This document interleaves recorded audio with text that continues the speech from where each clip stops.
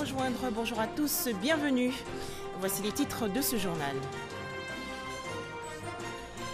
Biancouma, dans la région ouest du pays, après la découverte de gisements de cobalt, de cuivre et de nickel, une délégation avec à sa tête le ministre ivoirien des Mines et de la Géologie, Jean-Claude Kouassi, effectue une visite de terrain.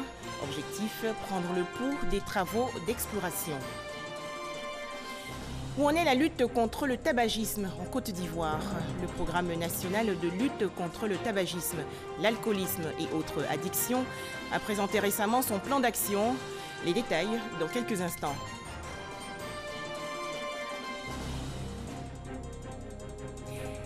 Enfin, la crise au Soudan, les militaires à la tête du pays appellent aujourd'hui à la reprise des négociations.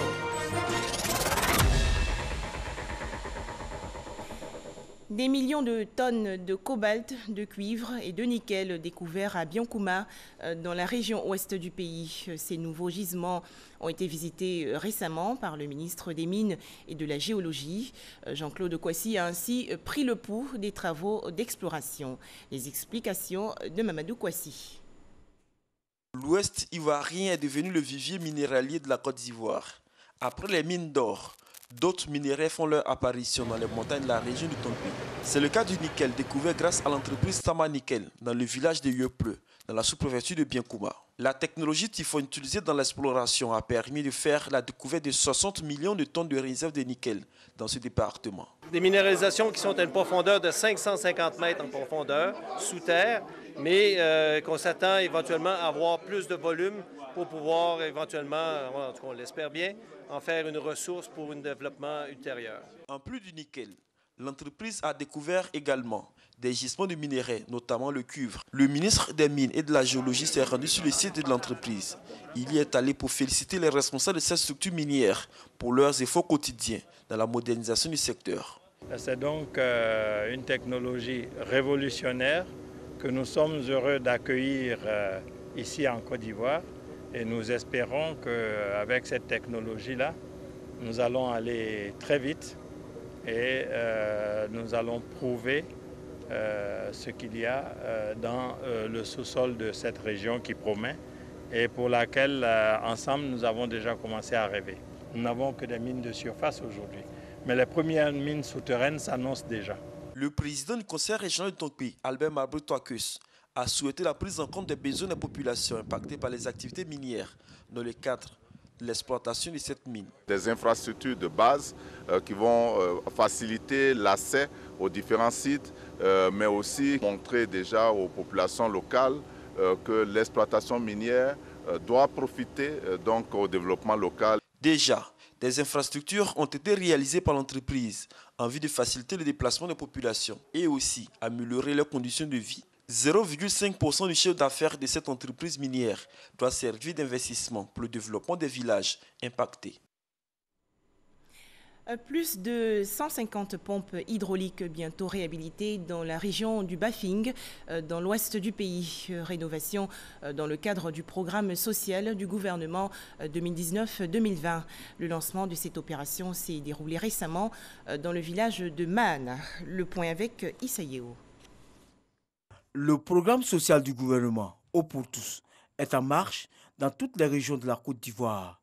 Dans le village de Mahana, à 6 km de Touba, dans la région du Bafing. Ce sont 168 pompes hydrauliques qui seront réparées. Cette initiative vient mettre fin aux difficultés des populations du Bafing pour accéder à l'eau potable. On voulait remercier le gouvernement. Il a bien fait pour nous. Parce qu'on a gagné l'eau. Avant, là, on fatiguait. Mais aujourd'hui, là, ça va. Et si tu quittes demain, tu vas venir chercher l'eau pour aller préparer. C'est parce qu'on a eu l'eau. Pourquoi on est content? Parce qu'avant, on partait chercher l'eau ailleurs. Mais aujourd'hui, on trouve l'eau à donc on est content. On est très, très content. Présent à cette cérémonie de lancement, la ministre Bakayoko Liramata et le secrétaire d'État Moussa Sanogo ont exhorté les populations à une bonne utilisation des infrastructures qui seront réparées. Pour combler ces vides, ces déficits, que le président de la République a instruit le Premier ministre à l'effet d'élaborer un programme social du gouvernement. C'est pour qu'aucune famille vivent dans des conditions difficiles. C'est pour que toutes les familles de Côte d'Ivoire, de Mahana, de Touba, du Bafing, de toutes les régions de Côte d'Ivoire vivent de manière décente. La ministre a aussi annoncé une campagne de sensibilisation des populations sur le transport et le stockage de l'eau. Pour rappel, la région du Bafing compte 419 pompes à motricité humaine et 168 seront réparées dans un premier temps. Autre visite de terrain, celle effectuée il y a quelques jours à Songon par le gouverneur du district d'Abidjan, Robert Begré-Mambé. Cette visite se situe dans le cadre du programme de désenclavement des villages Hatchan, projet estimé à plus de 50 milliards de francs CFA. Doter les villages Hatchan des communes de Benjerville, Anyama et Songon de voies bitumées et des infrastructures modernes. C'est le pari du district d'Abidjan depuis 2014. Des chantiers sont donc lancés. Pour se rendre compte de l'effectivité des travaux, le gouverneur du district d'Abidjan, Robert Begré-Mambé, est sur le terrain. À l'heure actuelle, nous sommes en train de dévier les réseaux de Sodeci dans le village. Voilà. C'est ce qui est le plus long. Oui. Il y a des spécificités à Goudmé. Ils ont demandé un remblai à l'entrée. C'est très marécageux. Oui. Donc il faudrait envisager de... On a fait l'étude. Oui.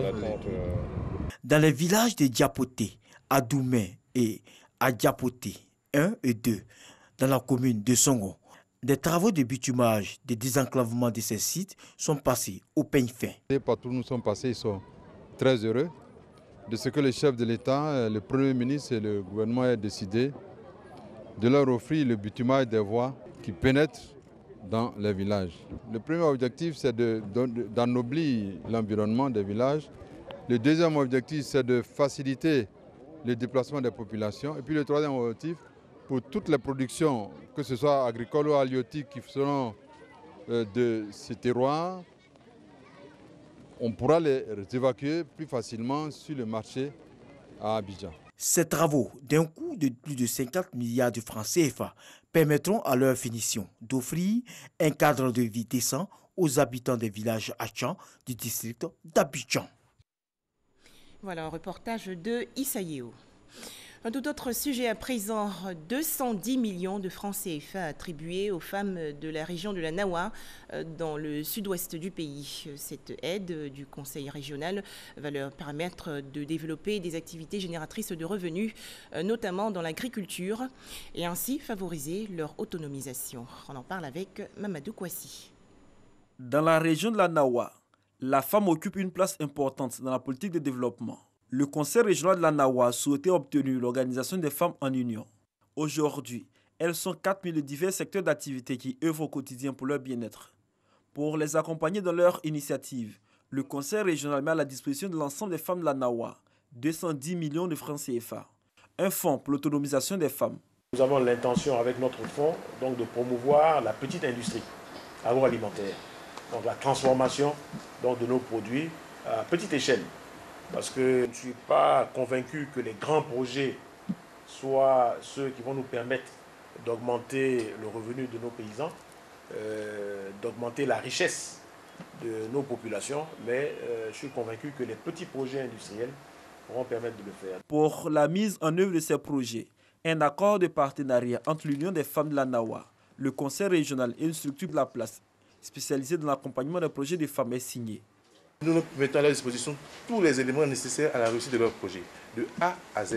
Ça part de la location d'une parcelle ou des frais de défrichage d'une parcelle jusqu'à la commercialisation de la production. Pour le riz, elles auront une moissonneuse batteuse louée par Sikewa, intégrée dans le coût du projet qui va venir faire ce travail-là.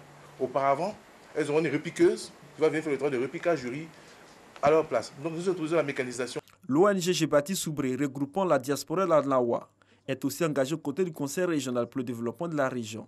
Cette signature de convention a été l'occasion pour le ministre Alain Richard Donwayi, président du conseil régional de la Nawa, d'inviter tous les fils et filles de la région à l'union pour freiner la pauvreté dans la Nawa. Oumé, dans la région centre-est du pays, les artisans veulent sortir de l'informel. Ils ont donc décidé de créer une association pour booster leurs activités. Charles Tatou de RTI Boaké les a rencontrés. Les leaders de l'association des artisans tout corps confondus de la ville d'Oumé viennent de prendre une décision. Il s'agit de sensibiliser les membres des différentes filières qui composent l'artisanat de leur localité. Objectif, s'organiser pour bénéficier des fonds publics. La première activité de cette campagne a permis à la présidente de la dite association, Touré Valérie, de lancer un appel aux artisans pour une participation active à la bonne marche de leur organisation en vue de son éligibilité aux fonds mis à la disposition par l'État. Traoré Draman, représentant le ministre de l'Artisanat, lui a apprécié la démarche des acteurs de l'artisanat d'Oumé avant de prodiguer de sages conseils. Aujourd'hui, vous pouvez faire vos dossiers, vous pouvez déposer, on les analyse. Quand votre programme est bon, on vous finance sans garantie. C'est-à-dire la garantie, c'est l'État. Donc on vous donne de l'argent. Donc des fonds comme ça sont disponibles. Plusieurs danses du terroir ont donné une note de gaieté à la première activité de la campagne de sensibilisation.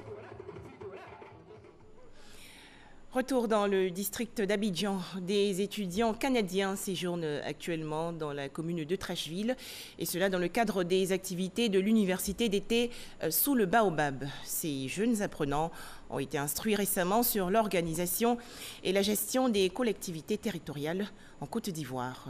Pierre Dipomela et Franck Quadio.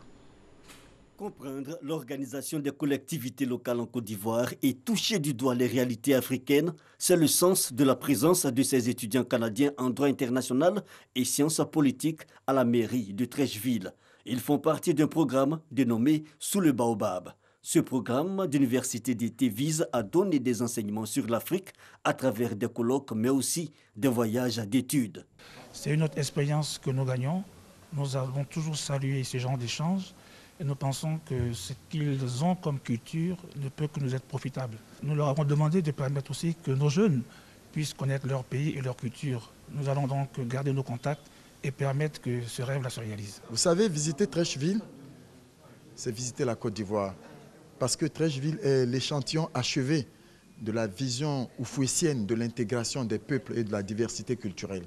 Des échanges avec les représentants de la mairie de Trècheville ont permis à la délégation canadienne de confronter théories apprises dans les amphithéâtres et réalités du terrain. Nous avons pris comme thématique cette année la gouvernance locale, ce qui nous a permis de rencontrer les responsables de l'Uvieux-Kossi, la municipalité d'Abobo, mais aussi de Trècheville. Je pense qu'ils sont tous édifiés sur les réalités de la Côte d'Ivoire, mais aussi l'apprentissage est différent sur le terrain que dans les salles de classe. J'ai été étonnée de voir certaines similitudes au niveau, par exemple, de la décentralité des pouvoirs. Donc, ça s'est réparti en fonction des municipalités que vous appelez communes ici, les quartiers, les districts, tout ça. Donc, ça fonctionne de la même façon chez nous. Par contre, ce n'est pas les mêmes pouvoirs qui sont délégués au même niveau. Après cette visite d'imprégnation à la mairie de Trècheville, cap sera mis sur les villes de l'intérieur, notamment Jacquesville, Boaké et Kourougo.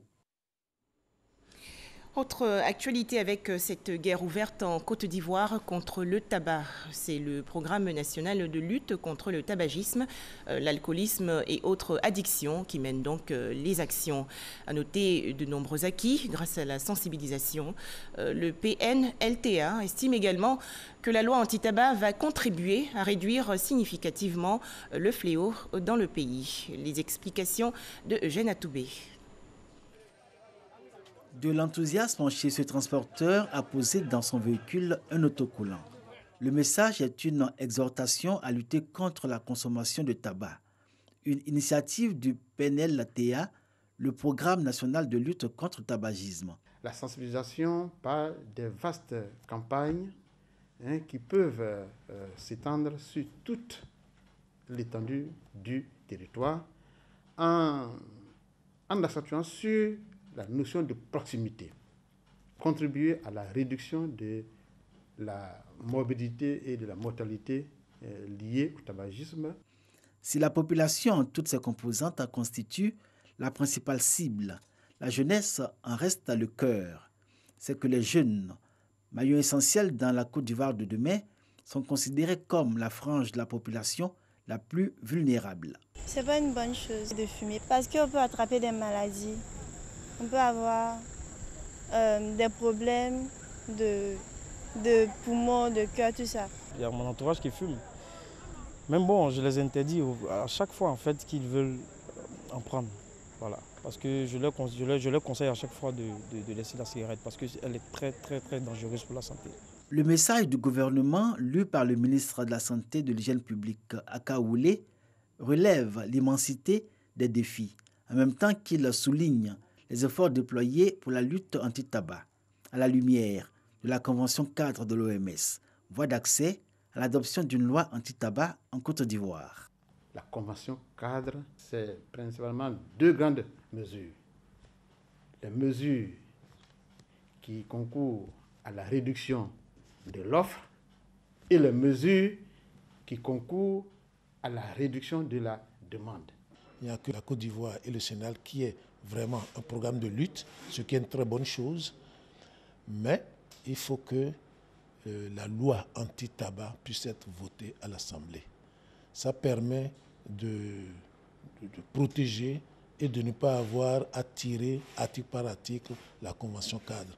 Avec les résultats encourageants que donne la Convention cadre de l'OMS et l'application du décret de 2012 portant interdiction de fumer dans les lieux publics et transports en commun, les acteurs de la lutte contre le tabagisme attendent avec impatience que le Parlement ivoirien vote la loi anti-tabac pour faire reculer la consommation de tabac en Côte d'Ivoire au nom de la santé des populations. En image, cette récente rencontre dans la commune de Marcory pour réfléchir sur les violences basées sur le genre. Différentes organisations de la société civile ont échangé sur une approche spirituelle pour lutter contre ce fléau. C'est une initiative de l'organisation non gouvernementale Entraide et Développement, appuyée par l'association islamique Taj Mahal.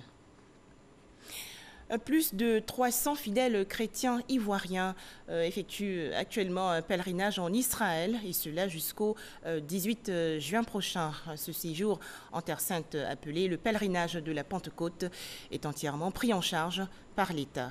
Patricia Omouetia. Partir en pèlerinage en Terre Sainte est un voyage que de nombreux chrétiens rêvent de faire. Pour ces chrétiens évangéliques, le rêve est devenu réalité. Pour Désiré, le pèlerinage en Terre Sainte est particulièrement significatif puisque cette région est celle où le Christ a vécu et accompli son œuvre. Israël et l'histoire biblique sont profondément attachés. On ne peut étudier la Bible sans chercher à voir Israël. Et voir Israël est vraiment pour tout chrétien un accomplissement de la foi. C'est un pèlerinage qui compte beaucoup pour les croyants, puisqu'il s'agit de là où Jésus est né. Nous avons eu l'occasion de prêcher sans voir ces sites-là. Cette opportunité va nous permettre de fouler la Terre Sainte. L'un des principaux intérêts du voyage est donc l'opportunité de suivre littéralement les pas de Jésus pour mieux comprendre son message. 2 semaines durant, ce séjour touristique religieux sera également l'occasion de rencontrer les frères et sœurs locaux pour renforcer la foi à travers le partage et la communion. Pour les croyants, la visite d'un lieu sacré est l'un des actes de dévotion les plus importants. Pratique commune à de nombreuses religions, ce voyage de la foi est considéré comme une démarche spirituelle menant à rencontrer le divin en se rendant sur les lieux où il s'est manifesté. Alors, ce séjour en Terre Sainte d'Israël va leur permettre de ressourcer leur foi chrétienne.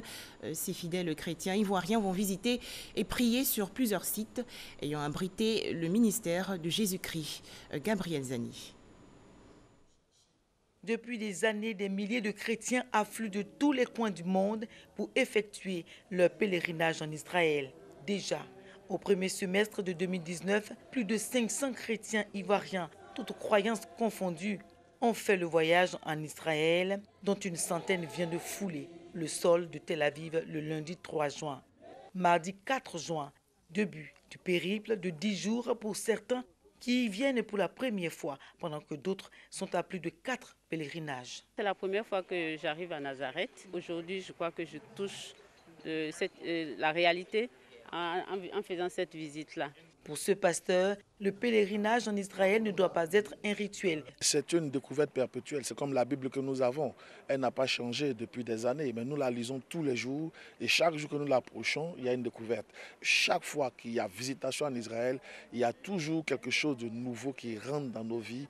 C'est une partie de l'histoire du peuple hébreu que retrace la reconstitution de la vie de la ville de Nazareth, jadis un petit village d'agriculteurs. Aujourd'hui, je suis venue pour découvrir et j'ai vu beaucoup de choses qui encore augmentent ma foi. Nazareth, la ville où Jésus a grandi, est la première escale d'une série de lieux symboliques à visiter pour ces pèlerins qui arrivent en fin d'après-midi à Canaan. Ils sont dans l'église des noces de Canaan en Galilée, le lieu du premier miracle de Jésus-Christ, transformation de l'eau en vin. Il était invité à des noces. Nous bénissons Dieu pour ce pèlerinage dont nous avons bénéficié de la part de l'État de Côte d'Ivoire. Nous sommes donc effectivement sur le site même où Jésus a fait le premier miracle. Et sur ce lieu de bénédiction, nous croyons que Dieu restaure tous les couples que nous connaissons en Côte d'Ivoire et même à travers tout le monde entier. Les jarres de vin, les pierres, tout est symbole pour ces pèlerins qui terminent leur première journée de visite au mont des précipices. Revenons, si vous le voulez bien, sur la 6e édition du marché international de l'audiovisuel. Le DISCOP 2019 s'est tenu récemment dans le district d'Abidjan avec le Maroc comme invité d'honneur. Environ 600 participants ont pris part à ce rendez-vous. Marcelin Cla et Mamadou Kouassi. Une vingtaine de structures de production de radio et de chaînes de télévision francophones participent à ce marché de l'audiovisuel.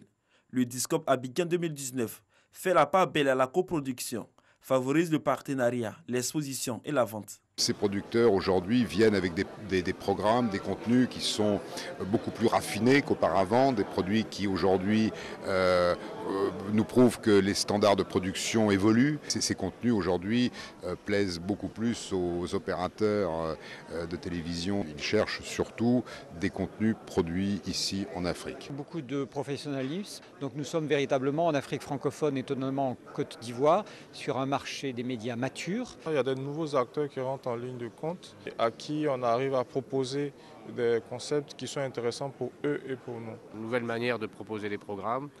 Également aussi, on est très attentif au développement de la TNT. Tout ce que j'ai eu en termes d'opportunités, c'est énorme. En restant au Cameroun, je ne pouvais pas le faire. Toujours au rendez-vous du DISCOP, la RTI, Radio-Télévision Ivoirienne, est venue présenter son catalogue ainsi que ses offres de coproduction. Le DISCOP accueille à peu près 400 personnes, plus de demi-douzaine de productions en cours pour les antennes de la RTI et également pour nos partenaires acheteurs, pour d'autres chaînes de télévision. Et nous sommes satisfaits, nous renforçons nos liens avec nos partenaires. Le DISCOP Abidjan a été initié en 2015. Il se veut une plateforme et une tribune d'échange entre les acteurs de l'industrie de l'audiovisuel et du divertissement d'Afrique francophone subsaharienne. Une collaboration pour combattre la piraterie en Côte d'Ivoire. La société de distribution Edipresse a signé récemment un partenariat avec un fournisseur audiovisuel. On en parle avec Issa Yeo. Vendre des CD à travers le réseau de distribution d'Edipresse sur l'ensemble du territoire national. C'est le fruit du partenariat entre l'entreprise de distribution des journaux en Côte d'Ivoire et une structure privée de musique. Déjà, on a travaillé sur toute l'année 2019 et 2018 pour augmenter notre réseau et c'était vraiment un peu notre volonté de dire on se met en position d'offrir un réseau et un réseau presque unique pour ensuite pouvoir proposer d'autres produits, particulièrement des produits culturels. Et là, c'est une opportunité. En plus, il y a un volet social de lutte contre la piraterie qu'on connaît bien à travers la librairie où c'est déjà une grosse bataille pour lutter contre la piraterie. Et on est content de pouvoir, pour les CD, aider un partenaire en offrant donc des CD originaux à des prix raisonnables à chaque Ivoirien et de lutter contre ce fléau qui fait qu'à terme, il n'y aura plus de production si tout le monde ne gagne que par la piraterie, quoi. Les gens n'achètent que les éléments qu'ils ont à disposition. Nous nous sommes rendus compte que les journaux sont à disposition de tous. Alors, on a regarder pour voir est-ce qu'il n'est pas mieux de mettre les CD dans le réseau des journaux pour être sûr que les CD sont plus proches de la population et non seulement plus proches de nos clients. Ça invite ici à nos clients d'aller vers des CD qui ne sont pas bons, qui sont des CD pirates. Cette collaboration permettra, une fois dans sa phase active, l'écoulement de 50 000 disques originaux, en moyenne par artiste, contre 5 000 comme c'est le cas aujourd'hui. Des revenus qui permettront ainsi aux artistes de vivre décemment du fruit de leur métier. Le rap ivoirien célébré lors du festival hip-hop Enjaillement 2019. Thème retenu pour chaque enfant, chaque jeune, un avenir. Le festival hip-hop Enjaillement est une initiative de l'artiste ivoirienne Nash. Les détails avec Franck Quadio. Là, ma photo de papa, là, je sais plus de souquer. Elle s'est rendue à la raison. Programmée, elle s'en foutait, elle a perdu la raison. Des rimes qui s'arriment et l'artiste qui s'amuse. Le rap trap style a cappella. Dr Carter est le vainqueur du concours hip-hop Enjaillement édition 2018. Son titre remis en jeu pour la 7e édition, celle de 2019. Mais le hip-hop Enjaillement, c'est surtout une affiche à concert, Lino de la France, Shadow Christ et Smart du Burkina Faso entre autres. Cette année, le thème, pour chaque enfant, chaque jeune, un avenir. L'initiatrice est une artiste du Sérail, Nash. Donc, il y a beaucoup de jeunes qui entreprennent, il y a beaucoup de jeunes qui ont envie de devenir quelqu'un, il y a beaucoup de jeunes qui se battent pour mettre des projets sur pied mais qui n'ont pas de soutien. Donc à travers ce festival, chaque année on se retrouve en tant que rappeurs pour parler de nos problèmes, pour parler des difficultés que nos pays vivent, que notre pays vit. Une édition 2019 qui donnera encore de la place à la scène, l'expression musicale comme aspiration et moyen d'insertion sociale pour de nombreux jeunes. L'UNICEF soutient l'idée. La jeunesse ivoirienne, le peuple ivoirien est un peuple très jeune. Donc si nous ne faisons pas quelque chose pour cette jeunesse, nous allons hypothéquer leur avenir. Et Nash aussi, dans ce sens-là, est un très bel exemple. Et même lorsque un départ a été difficile, elle a su s'en sortir. Aux côtés de l'UNICEF, l'Union européenne, par la voix de Michel Larogué, le chef de la coopération insiste sur la volonté d'accompagner la dynamique de resocialisation impulsée par Hip Hop Enjaillement. Le festival se tiendra du 14 au 15 juin à Treichville.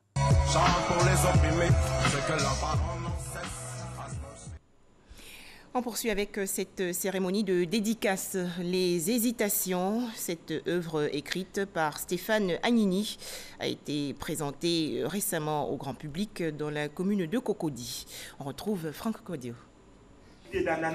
Pardonne-moi car j'ai croisé ton regard, moi qui passais par hasard. Et depuis... La plume l'a porté depuis sa tendre jeunesse. Stéphane Agnini, bercé par la prose, s'est révélé par la poésie, exprimé par le slam. Le jeune féru des lettres explore à présent le genre des nouvelles. Il nous fait part de ses hésitations, sa première publication. Hésitation parce qu'on a 12 parts de vie qui sont dissimulées à travers le livre. Et dans ces parts de vie-là, des personnages, à un moment donné de leur vie, ont dû faire des choix.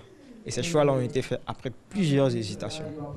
Hésitation parce qu'ils étaient devant plusieurs possibilités et ils ont dû décider de quelque chose qui a eu un impact positif ou négatif sur leur vie. C'est le même poète qui ressurgit à travers un autre genre qu'il veut véritablement affronter. Et vous savez, nous, en tant qu'éditeurs, nous cherchons des œuvres bien faites, des œuvres où la littérature retrouve tous ses sens. Le style est dit simple et profond, la marque du poète sans doute, mais pas que. L'auteur, selon son éditeur, ne fait pas qu'écrire. 12 récits et des thématiques variées.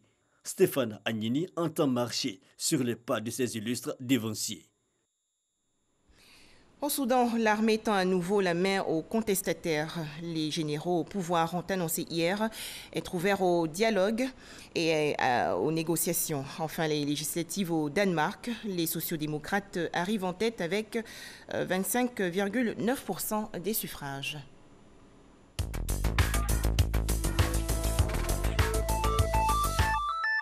Au Soudan, le chef du Conseil militaire de transition demande la reprise des négociations interrompues avec la partie civile du pays. Cet appel d'Abdel Fattah al-Burhan intervient 3 jours après la violence meurtrière perpétrée contre les manifestants soudanais. Une situation qui a suscité la vive condamnation de la communauté internationale. Pour le moment, aucune condition n'a été posée côté militaire en vue de clarifier les contours de la poursuite des pourparlers.